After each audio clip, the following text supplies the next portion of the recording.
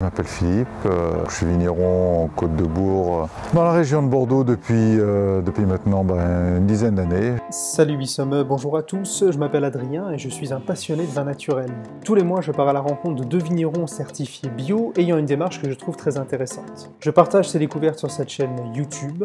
Si tu le souhaites, tu peux recevoir leur bouteille de vin naturel directement chez toi.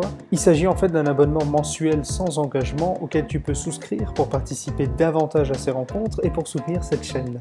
Tu retrouveras plus d'informations sur jusdelavigne.fr. J'ai fait pas mal de choses avant d'être vigneron. J'ai travaillé dans le monde agricole, j'ai été enseignant et puis juste avant j'ai fait 15 ans dans la high-tech, dans l'informatique, un peu à Paris et dans différents pays, aux États-Unis et en Israël.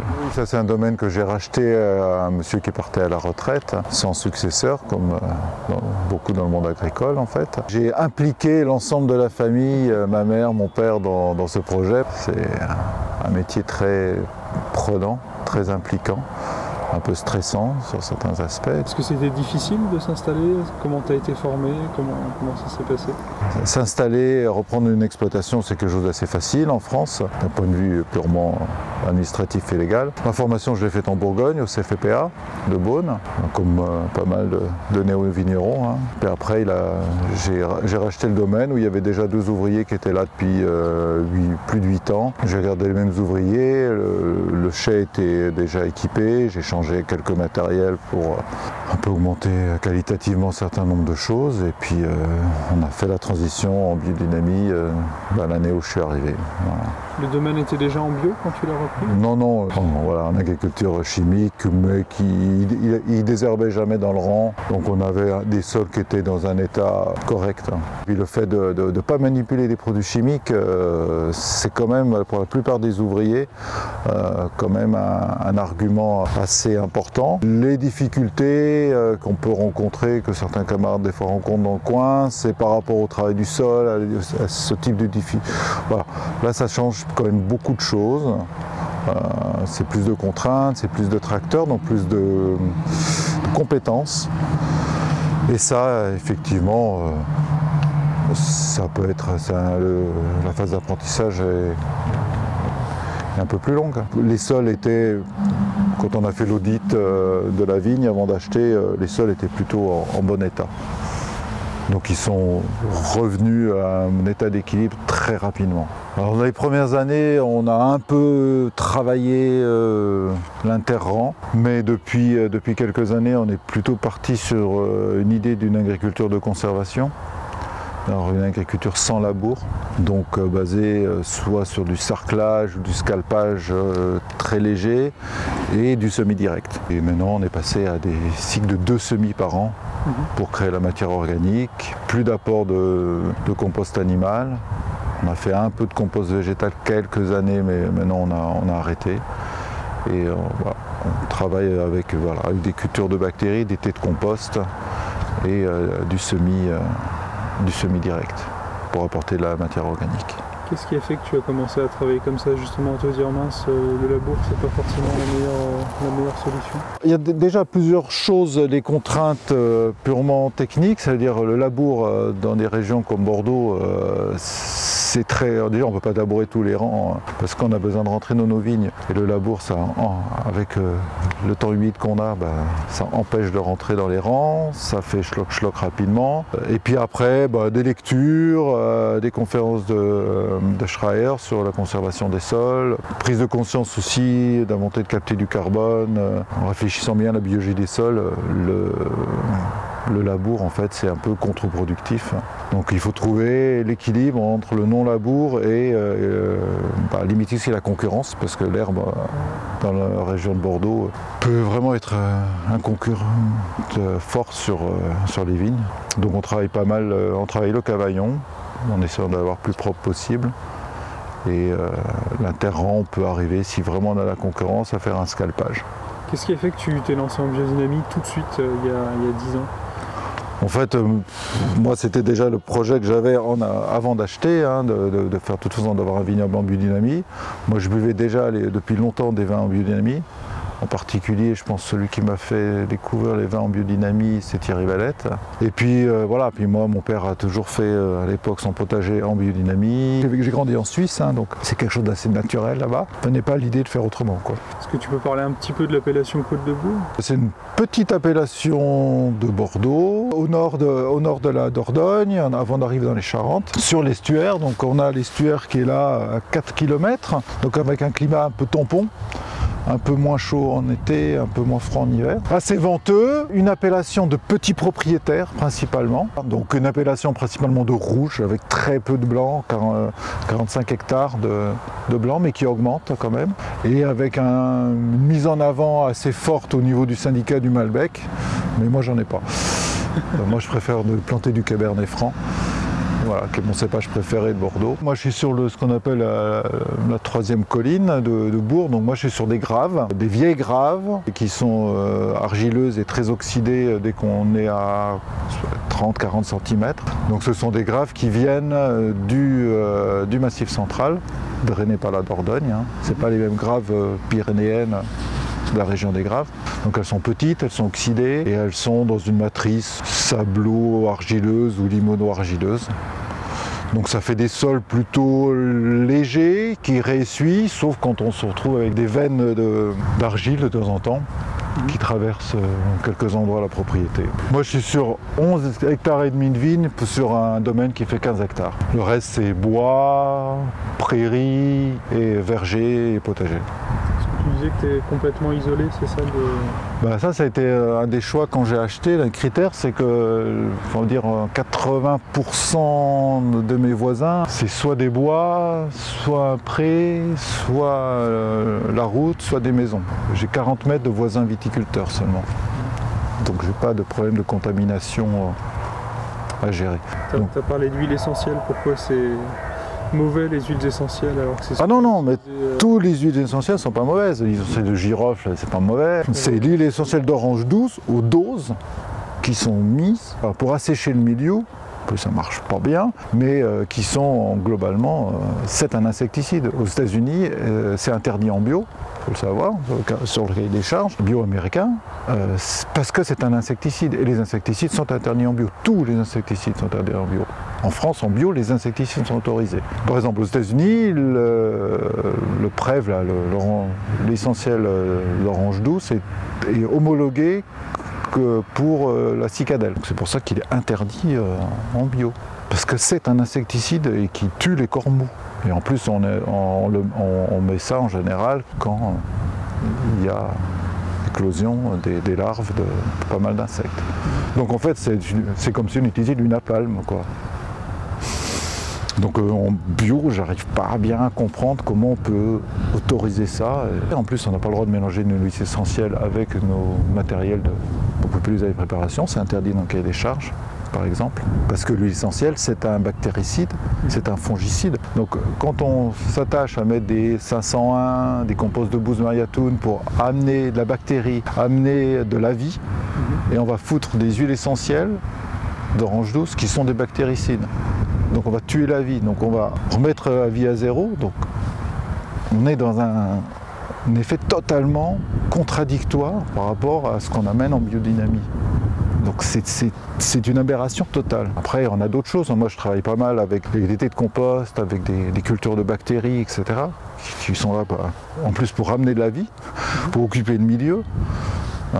Voilà. On a un insecticide qui est correct, qui est le BT, qui est une bactérie qui va tuer des larves, etc., qui est très sélective. Donc ça, c'est acceptable. Si on favorise les chauves-souris, si on favorise tout ça, parce qu'ils bouffent beaucoup de cochers issus de Nice, on n'aurait pas besoin.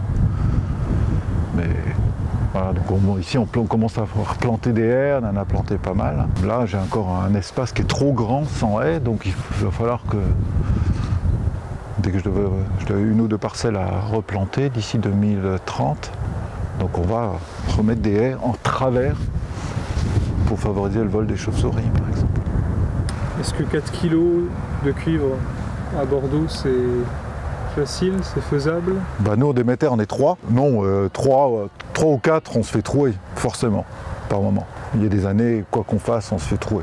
Ou alors un coup de bol, parce que le problème de certaines années, c'est comme en 2018, c'était pas forcément la quantité qui avait fait qu'on réussissait ou pas, c'était que le moment où on passait. Et à 1 ou 2 jours près, c'était bon ou pas bon. Et puis il y a des moments, il aurait fallu passer 3 fois par semaine, par exemple. Alors, des fois, on fait une fois, 2 fois.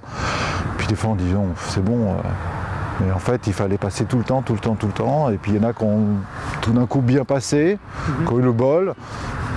Il y a eu des parcelles ravagées, parcelles contenues sur les mêmes vignerons. Donc il y a des années, je pense que même 6 kilos, ça n'aurait rien changé. C'était vraiment les cadences. Alors maintenant, on a des produits pour nous aider. On ne sait pas si ça marche vraiment. Ce qu'on appelle les SDN, les simulateurs de défense naturelle. On a des écorces de levure inactives, par exemple. Ça ne marche pas trop mal dans certains cas. On a la chitosane, je ne sais plus comment ça s'appelle, c'est à la base d'écorce de crabe. Ça aide à réduire les doses et puis commence à avoir d'autres choses qui... Voilà. Moi, mes bactéries, j'ai certaines années, des années à pression moyenne, j'étais à 1,5 kg sur des parcelles. Donc je pense qu'on va avoir des alternatives, on va devoir utiliser ces produits alternatifs, mais le problème c'est que la plupart sont très chers. Après, il y a des essais qui sont plutôt prometteurs sur des algues. Voilà. Donc on attend un peu, on espère qu'il y aura une bascule qui se fera sur des choses, des alternatives. Tu vas parler de démarche vegan dans les vignes, comment est-ce que ça se concrétise? Première chose, c'était autant vegan que bio, c'était de supprimer tous ces composts du commerce qui sont issus d'élevage. Tous industriels, hein.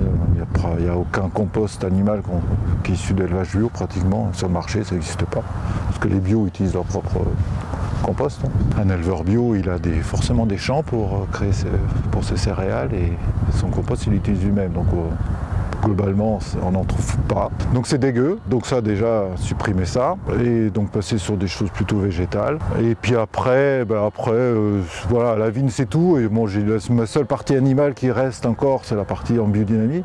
Mais bon, comme je dis, c'est 450 grammes de déjection animale par an. Hein. 450 grammes, ça va. Et puis les cornes, elles ont 8 ans. Et la corne, elle nous sert de contenant. Donc c'est des vaches qui auraient pu même mourir mort naturelle, mais c'est des vaches qui globalement, voilà, les cornes, on va les utiliser 7, 8 ans. Puis moi j'ai besoin de 6 cornes. Enfin, imaginez, 3 vaches pendant 8 ans, quoi. Puis à 450 grammes en tout à l'hectare. Enfin, on n'est pas sur un apport de 2 à 4 tonnes de fumier. On n'est pas du tout dans ces proportions-là. Voilà, moi, les boules, je peux aller les chercher dans un champ. Après, oui, si j'allais dans une démarche d'agriculture végane qui existe, hein, ça s'appelle l'agriculture biocyclique végétalienne, qui lui,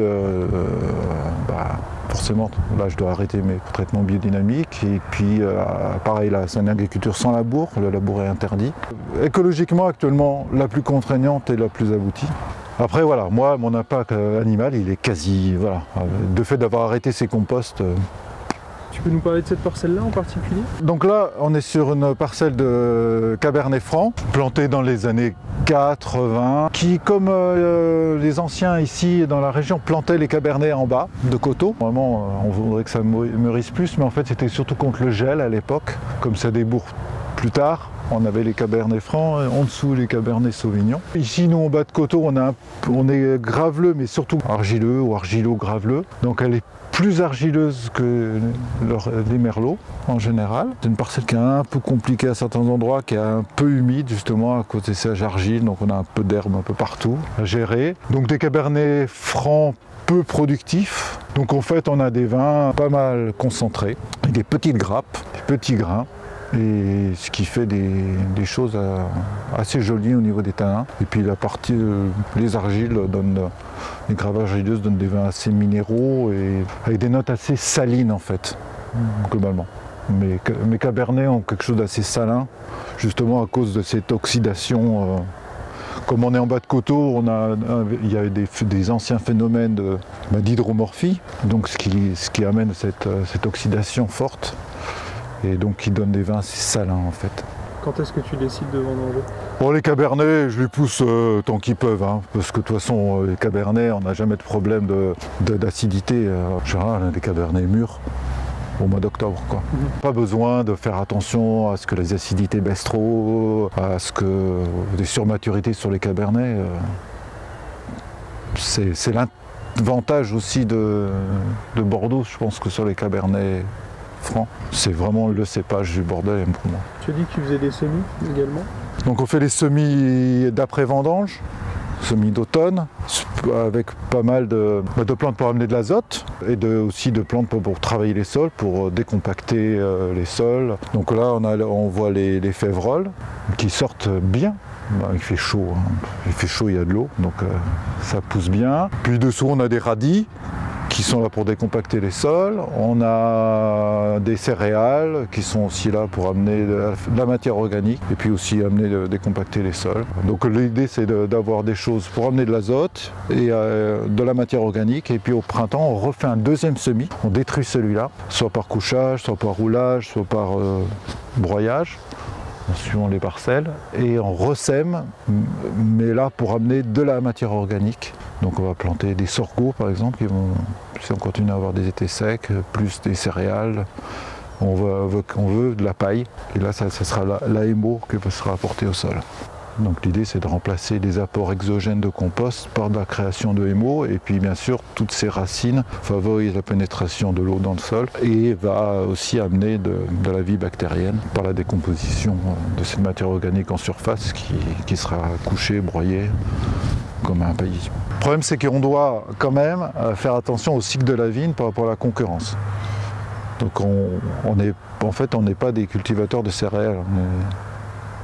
On fait du raisin. Donc là, c'est pour nous aider dans nos cultures des raisins. Donc les arbitrages ne sont pas toujours évidents. C'est une viticulture en biodynamie assez classique en finale, avec justement ce focus sur en fait la conservation des sols. Les sols, bien sûr, en biodynamie, on s'y intéresse, mais de manière, je pense, un petit peu ancienne peut-être. Je pense qu'on n'a pas encore intégré toutes les connaissances modernes qu'on avait sur la vie des sols, et que justement il y a quelques chercheurs comme Schreier, comme Carnavalet qui vont plus loin et qui nous amènent quelque chose de plus, qui nous permet d'évoluer. Je pense que nos connaissances sur l'agriculture sont encore partielles, encore des choses à comprendre et découvrir, en particulier tout ce qui est au niveau des micro-organismes.